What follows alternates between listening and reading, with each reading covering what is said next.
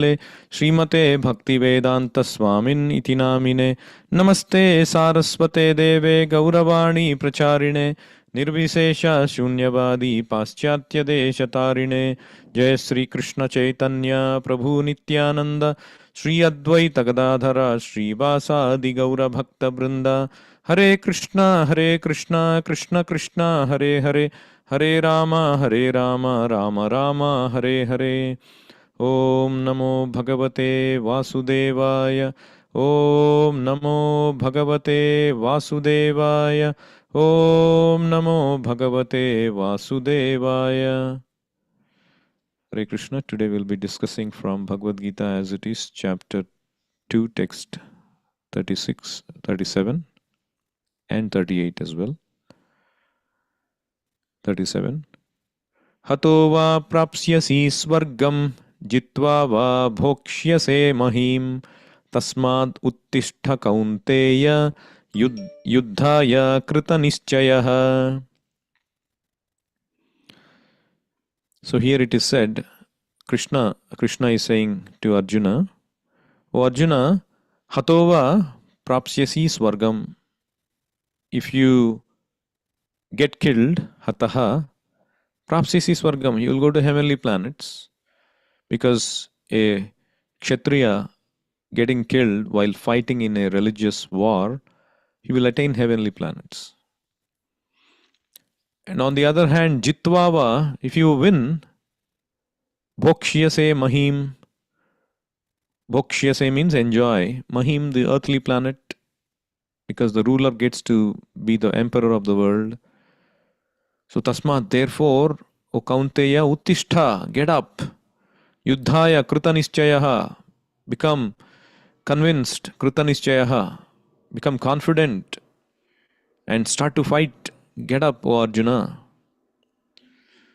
So Prabhupada says in the purport, even though there was no certainty of victory for Arjuna's side, he still had to fight. For even being killed there, he could be elevated into the heavenly planets. You see, Krishna is trying to give all kinds of reasoning, even from a karmakanda perspective, just to entice Arjuna. One may say, why is Krishna encouraging somebody to go to heavenly planets? Because our purpose is go back to the spiritual world.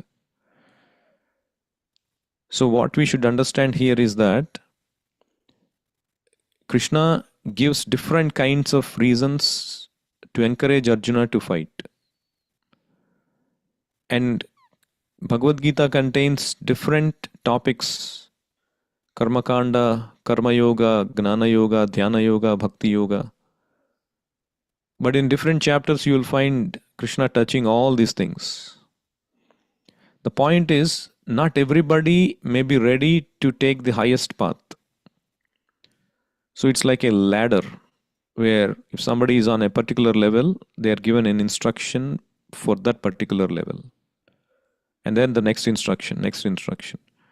But in this age, everybody is supposed to take Bhakti Yoga because the ladder is a very difficult path for this age. For other ages, yes, that path existed to go gradually. But in this age, we don't have sufficient time, we don't have sufficient means, we don't have sufficient help, and the whole Kali Yuga atmosphere is full of faults. So that is why you see Bhagavad-Gita contains all these things. And importantly, Krishna's purpose was immediately to bring Arjuna back to his duty. How this way or that way, however possible. Like a spiritual master, it is said, Yena kena prakarena manah Krishne niveshayet. Somehow or the other, bring the mind back to Krishna. Or the child, the parent, somehow or the other, make the child eat. Tell some story, even if it's imaginative story. The point is, do what is good for your child, do what is good for your disciple. Because fighting for Krishna is ultimate good.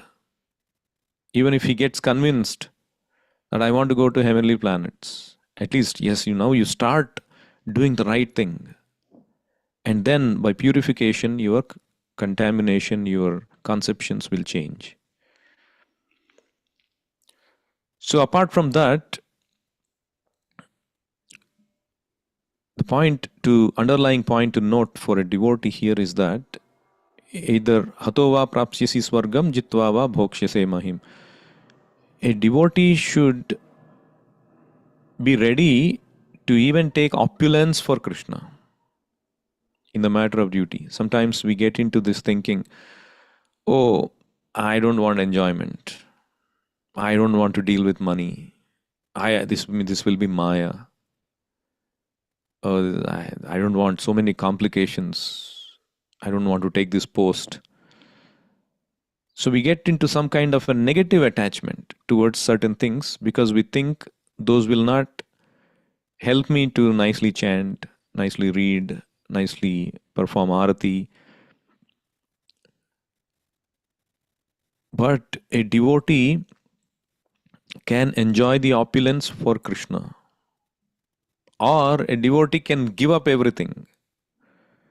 So, devotee for himself, he's ready, he's willing to live under a tree.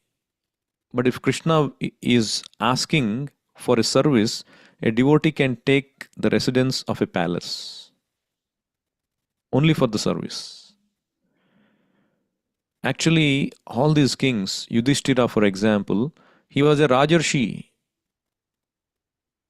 If you see his mentality after winning the war, he was inconsolable. He was so morose, nobody could console him. He thought he was the reason for the massacre of killing so many people, just to put him on that post. So Krishna had to take him to Bhishma, who had to convince him that you are just doing your duty. So that is the mentality of these Rajarshis. Even though they have everything at their disposal, they were accepting it as a service to Krishna. They were acting as representatives of Krishna. They were using the power to put people in correct behavior, to put people in their correct varna and ashrama. So one should be willing to even accept opulence. You see our own Srila Prabhupada. He had a very successful business. His idea was he will become a very big businessman, acquire a lot of Lakshmi, and give it to the movement, the Gaudiya Matha, Srila Bhakti Siddhanta Saraswati Thakur's, his spiritual master's movement. But it didn't quite pan out like that. So he lost everything, his family, his relations, his money, his business. And he started from ground zero again. And he didn't even have money to pay for a ticket to go to America. He had to go in a cargo ship after a long try. And then he had to live with in so much of a constricted environment in US when he came. He had to live with hippies. He had to save every single dollar that he could. From that position, in the matter of a few years, he started to amass disciples, properties, temples, cars. So everything he acquired. From zero to a hero, materially speaking. But Prabhupada one time said, my royalty for achieving all this is some 2 chapatis prasadam wherever I go.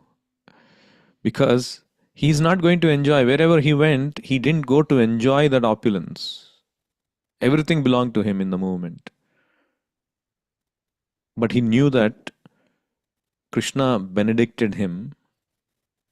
Krishna put him in that place for expanding the movement, for expanding this service. So a devotee is willing to take the opulence or willing to live in poverty. like the great Goswami, Raghunath Das Goswami. He was like considered to be like the current day Ambani's kind of situation. He was born in so much opulence, but he was not attached to none of that. And when he tried to escape, Chaitanya Mahaprabhu reprimanded him. Don't be like a fool, Markata Vairagi. First, develop that proper renunciation in your heart. And then he went back and cultivated Krishna consciousness further. He awaited the right opportunity, performed his duties well, didn't consider those opulences as disturbances. He set things right in his family. And then when the opportunity arose, he left. And after that, he led his life in utter poverty and extreme austerities. So a devotee is willing to take opulence or poverty. Actually, to one may think, oh, what is there? You can enjoy opulence. No, it is a very dangerous situation. One who is placed in opulence sometimes can get carried away. That is why the devotee does not want opulence. Like Sudama, for example, he was living in so much poverty, even though he was associate, close friend of Krishna. The reason Krishna didn't give him is because Sudama himself didn't want opulence. Later on, of course, because of his wife, he went and asked Krishna, and Krishna bestowed him so much opulence that defied the opulence of Indra. But Sudama himself was not eager because it is dangerous to be in that situation. So unless you become strong and spiritually mature, Krishna won't put you in so much of opulence also. So we don't have to worry that, oh, I have to be ready to take the opulence for Krishna. Krishna will grant that for a very special category of devotees, like Srila Prabhupada or the Rajarshis, Raghunath Das Goswami. This kind of course, it doesn't mean Krishna will not give you riches. Krishna will make sure all the devotees live a comfortable life to practice Krishna consciousness. But extreme opulence case, Krishna will consider many times. Will this hurt the devotee or will this help him? And from our perspective, we should be willing to take anything for Krishna service. That should be our perspective, not to enjoy a certain thing.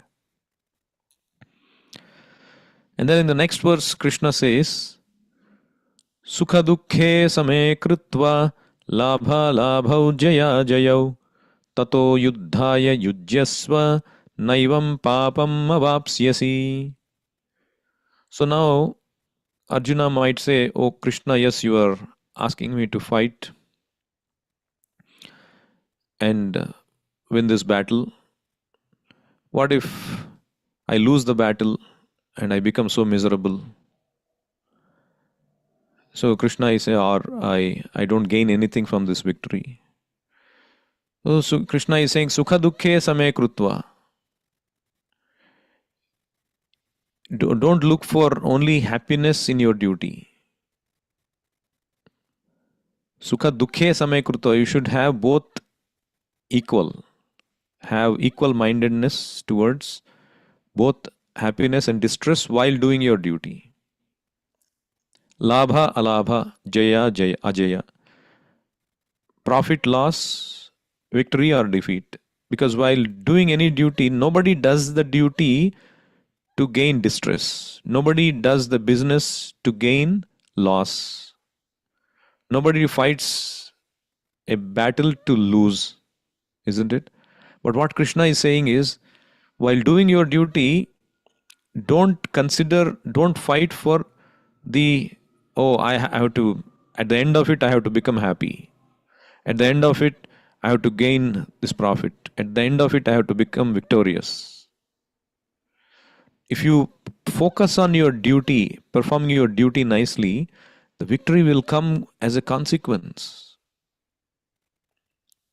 Even the modern day management leadership principles, they focus on this because it's called coming from Bhagavad-Gita. Focus on the process, focus on the duty, focus on self-improvement. Automatically the results will come as a result of you sticking to your duty nicely. Like if you are playing a game of cricket. So if you go into the batting thinking, oh, what if I lose? Then your whole game will be spoiled. So instead, my duty, so whatever my coach told me in this first 10 overs, I should achieve this much score. I should play like this. I should look out for this kind of attack from this bowler. I should attack this kind of bowler. So, like this, if he focuses on the duty given by the coach, then everything becomes easy. Victory or defeat is my coach's concern. My duty is to, as what I practiced, I should implement what I practiced. I should focus on every delivery like that. So that's what Krishna is saying. Tato yuddhaya yujyasva. So you focus on yuddha. Don't consider sukha, dukkha, labha, alabha, jaya, jaya. Tato yuddhaya yujyasva. Then Arjuna might say, then I'm killing these people. What about my papa? Naivam papam avapsiyasi. You will not, if you do your duty properly, even if you kill your elders, you will not attain sinful reaction. So there was this man appeared in court and he was being interrogated for breaking a traffic signal and hurting somebody as a process. He was speeding and that man got hurt and he didn't even stop and he just drove past very fast. So the judge was asking him, why did you do that? And he said, I'm a police officer and there was a criminal who was running away, deadly criminal. We needed to catch him. He was found after a long time. He was escaping. So I had to speed up. And in the process, I had to, the person came in the way and he got hurt. And my apologies for that. And the judge released him without any punishment. Why? Because he was doing his duty. Even though in the process of doing the duty, he caused misery to somebody. But because he did his duty nicely, caught that criminal, he was praised rather than punished. So Arjuna also, if he, in the process of doing his duty, he hurt somebody, he'll be praised. He will not be punished. On the other hand, there was another man who came to the court and he brought his lawyer and he was arguing. So they brought me to the court. They put a lot of cases on me. Why? I followed the traffic signal. And the judge asked why they levied the case. Even if you followed the traffic signal, you stayed without moving at the red signal. Only when it became green, you started to move. And then the prosecutor, the person who was arguing against him, he said, yes, he was following all the traffic signals, but there was this police officer who was behind, who wanted to go to catch the criminal, but he was not giving the way, in spite of repeatedly asking. If he had gone a little bit ahead, he could have found a way, but he stayed there without understanding the principle. So the judge reprimanded that man, even though he followed everything properly. So you may do everything properly, dharma, like Arjuna is saying, I will not fight, I will go back, I will be a good man. I will not transgress the principles of killing elders. But the order of the police is important. Order of Krishna is important. If you don't do the duty as per the superior is ordering, you are liable to be punished. So it's a very important principle to understand. You may be doing your dharma, but what is the use of doing the dharma if it is against Krishna's order? This verse is very similar to Sarvadharman parityajya mamekam sharanam raja aham tvam sarva papebhyo mokshayishyami masuchaha. If you follow Krishna's order, sarva papebhyo mokshayishyami, Krishna says. Here also Krishna is saying, Naivam papam avapsyasi. If you do the duty given by Krishna, not your self-made duty. Everybody is doing self-made duty. A butcher is also doing, oh, this is my duty to slaughter animals. That doesn't help. The duty means it has to be given by a bona fide superior. So when you follow the duty given by Krishna, even if you apparently seem to transgress something, you will not attain any sinful reaction.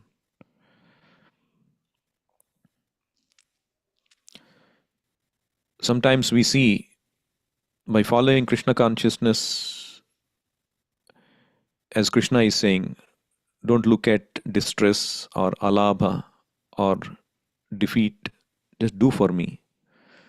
So we sometimes see only distress or defeat while doing the duty, and we question why I should do it. So there was this set of marbles, and they were in a race. So, people throw these marbles, right? So all these marbles were in a race. And they were all told, all these lanes, there were 10 lanes, each of these marbles were placed in 10 lanes. And the first lane, it was told that when the race starts, you have to go back 10 steps. And nobody chose that road, that lane. Naturally, because the moment the race starts, everybody throws the marble, and the marble has to go as fast as it can. Isn't it? So no marble chose that first lane because it is a lane of defeat. And they said, no, there is God with you. God is behind you. All other lanes, regular people are behind throwing this marble. But in this lane, God is with you. Still, that person was hesitating to choose. And finally, somebody said, no, I'll choose this lane. It's okay, even if I get defeated. I'll be known for following the order of God, being on the side of God. And miraculously, that person won. How? Because, you see, a slingshot, you also might have seen a slingshot, right? You pull the sling and then you release, and the object goes at enormous speed. So what God was doing in that lane was pulling that marble behind with his sling, only to release at an enormous pace. And when he did release, it went faster than everybody and became first. So it's like that. When we are taking a setback or we are taking a service which looks like misery, which looks like a defeat, which looks like loss, we should be confident. As long as I'm in the hands of God, I'm in the hands of Krishna, I'm on the path of victory. Even if it doesn't translate to material victory, I'm on the path of victory of defeating this material existence, going back home, back to Godhead. And I should not be worrying about my other duties not being performed. If I'm performing the duty for Krishna, that is the highest thing. I should not be worrying about any other thing. Like in the purport, Prabhupada mentions, everything should be performed for the sake of Krishna. For the sake of Krishna is transcendental consciousness. So there is no reaction to material activities. Like some people, they join temple full time, giving up their jobs, giving up their a family life, responsibility towards elders and family members. But here it is said, if you take full, with your full vigor and sincerity, service of Krishna, there is no papam avapsyasi. There is no reaction to your so-called neglecting your material duties. So Prabhupada writes this shloka from Srimad Bhagavatam. Devarshi bhutapta nrunam pitrunam na kinkaro nayam runi charajan sarvatmanaya sharanam sharanyam gato mukundam parihritya kartam. Anyone who has completely surrendered unto Krishna, Mukunda, giving up all other duties, is no longer a debtor, nor is he obliged to anyone, not the demigods, nor the sages, nor the people in general, nor kinsmen, nor humanity, nor forefathers. That is the indirect hint given by Krishna to Arjuna in this verse, and the matter will be more clearly explained in the following verses. So, our family duties or country duties or society duties, as long as you do the highest duty for Krishna, Yasmin tushte jagat tushtam, you pour the water to the root, everything is automatically watered. We don't have to worry about watering individual parts and parcels.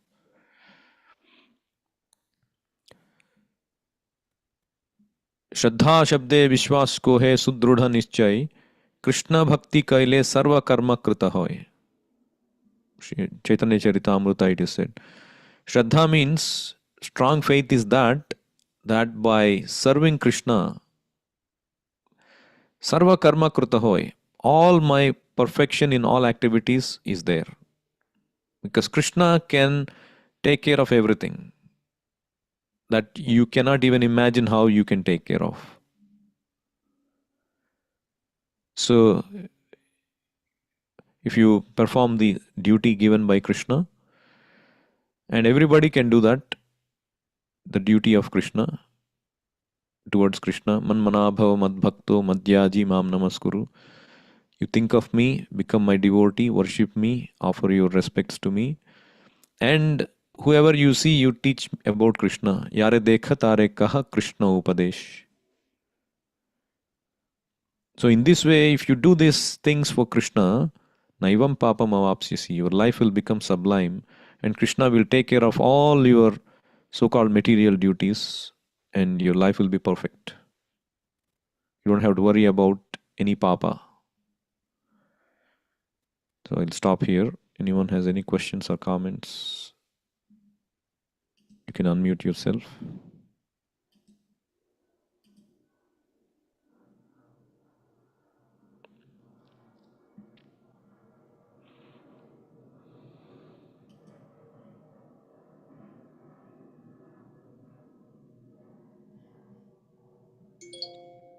Bhagavad-Gita as it is ki jai, Srila Prabhupada ki jai, Nitai Gaur Premanande, Hari Hari